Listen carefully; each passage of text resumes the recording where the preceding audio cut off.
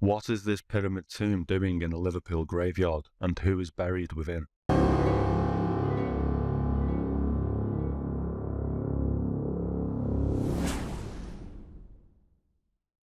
Rodney Street was the location of the medical practice of Dr. Joseph Hartley, a 69-year-old well-respected community physician. It was a cold and foggy Sunday evening in November of 1871, when Dr. Hartley left his surgery and made his way home on foot. As he walked down Rodney Street towards the intersection of Maryland Street, he heard footsteps approaching from up ahead. Gazing deep into the dense fog that lay in front of him, he saw the silhouette of a tall man wearing a top hat and a long cape emerging from the mist. As the figure advanced closer, it crossed the dim glow of a nearby street lamp, revealing its face to the elderly doctor. It was at that moment that Dr. Hartley felt his blood run cold, for he immediately recognised the apparition as someone he had known many years earlier, only that person had been long dead. This terrifying spectre was none other than William Mackenzie, a corrupt and malevolent figure who had gambled away his soul to the devil, and as a consequence was now condemned to wander the earth endlessly without reprieve until the day of judgment. Just as the doctor was about to leave the pavement and cross the cobbled street to escape the terrifying ghost, the apparition let out a spine-chilling cackle, taunting him with the words, These words refer to the doctor's weekly charity event, where he raised funds for impoverished people who needed medical treatment.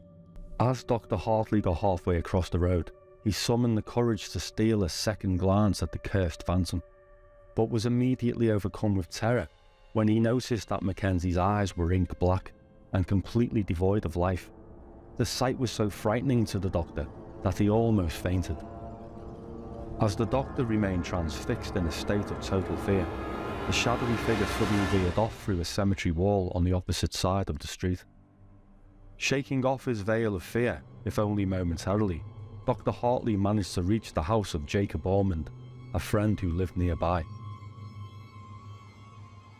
As the badly shaken doctor gave a frantic account of his meeting with Mackenzie's ghost, he was suddenly struck with searing chest pain. Clutching his heart, he collapsed on Mr. Ormond's living room floor. Mr. Ormond hoisted up the doctor off the floor and moved him over to an armchair where he desperately tried to revive his friend. But the doctor was only able to muster a few last words. "Tell Mr. Spence. Tell him about Mackenzie. He knows the story." Mr. Ormond thought for a moment. The only Spence he knew was that of James Spence, the wealthy iron merchant.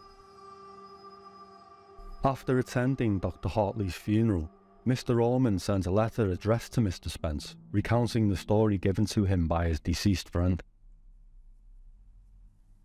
Mr. Ormond was half expecting a reply to his letter, but he was most surprised when he received a personal visit from the affluent merchant. Mr. Spence arrived at Jacob Ormond's house shortly before 11 p.m, a most unsociable hour, but nonetheless Mr. Ormond received him with an offer of fine whisky, said to be the merchant's favourite tipple. But Mr. Spence dismissed his host's offer with a rather rude wave of his hand. "What did Dr. Hartley tell you about Mackenzie?" Sensing Mr. Spence's agitation, Mr. Ormond wasted no time in recounting Dr. Hartley's final moments.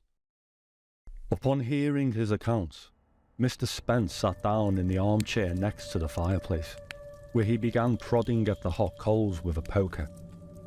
As he did this, he began to tell a disturbing supernatural tale of murder and greed that would shed some light on the mysterious Mackenzie figure.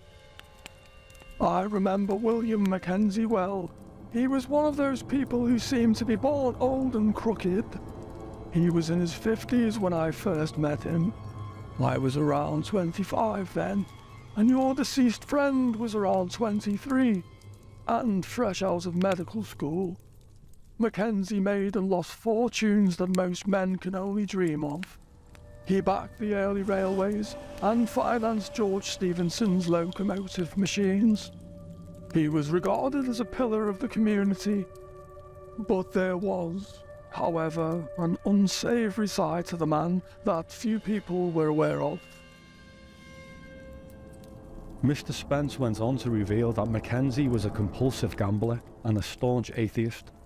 It was said that he once threw the family Bible on the fire after his young fiancée had died of a fever. They say he hated God in response to her death, and there were many other strange rumours surrounding the man. In 1826, 11 bodies were found in barrels in the cargo hold of a ship at Liverpool docks. The police traced the barrels to a house at number 8 Hope Street. That house was being looked after by James McGowan, who was an associate of William Mackenzie. The police arrested McGowan after they discovered 22 corpses of men, women and children, which had been dug up from a local cemetery. McGowan refused to name names, but everyone suspected Mackenzie of being the instigator. There were rumours that he had turned the premises into a body snatcher's warehouse, where the corpses were pickled into barrels, ready to be shipped off to medical schools in Scotland. In October 1850, something happened which Mr. Spence said he would never forget. Mackenzie became acquainted with a mysterious gentleman known only as Mr. Madison. Madison was the sharpest poker player he had ever met, and on this memorable occasion, they played the game throughout the night. Mackenzie lost everything to the unbeatable Madison. Just before dawn, weary and defeated, he was making preparations to leave when Madison came up with a bizarre proposal. "One more game, Mr. Mackenzie, sir," he suggested. Mackenzie was literally penniless and admitted that he had nothing left to gamble. "What about your soul?" persisted Madison. At first Mackenzie took it for jest, but Madison made it plain that he was not joking. Realising who he was actually dealing with, Mackenzie nervously declined and said, "I think I know who you are." "If you, sir, are an atheist, then what have you to lose? For a man who does not believe in a creator cannot believe he was given a soul." Mackenzie was too proud to acknowledge the existence of the Almighty, and the fool played the game of poker for his soul, which Madison won. William Mackenzie fell to his knees with fear when his opponent, who was really the devil, presented his winning hand and laughed with scorn. "Ha! Fear not, vain and defeated one, for I will not take your soul until you are laid to rest in your grave." And this brings us back to the reason why William Mackenzie chose to have himself entombed in a small pyramid above ground. For it was his final wish upon his death that he must not be buried, but instead have his body placed in a chair at a table within the tomb, holding a winning hand of cards. This was his desperate attempt at cheating the devil out of claiming his soul.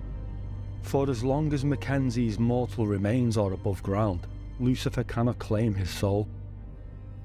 But because he rejected God's eternal rest, he has condemned himself to walk the night as a restless ghoul until the final judgment day. But who was William Mackenzie really? And was he actually entombed at a table with his winning hand as the legend states? William Mackenzie was born in Nelson, Lancashire in 1791. He began his career as an apprentice weaver, but later became a civil engineer, becoming a pupil of a lock carpenter on the Leeds and Liverpool canals. Throughout his life he was involved in various canal and railway engineering projects, including the Liverpool and Manchester railways. Mackenzie also made various investments in ironworks, housing and real estate.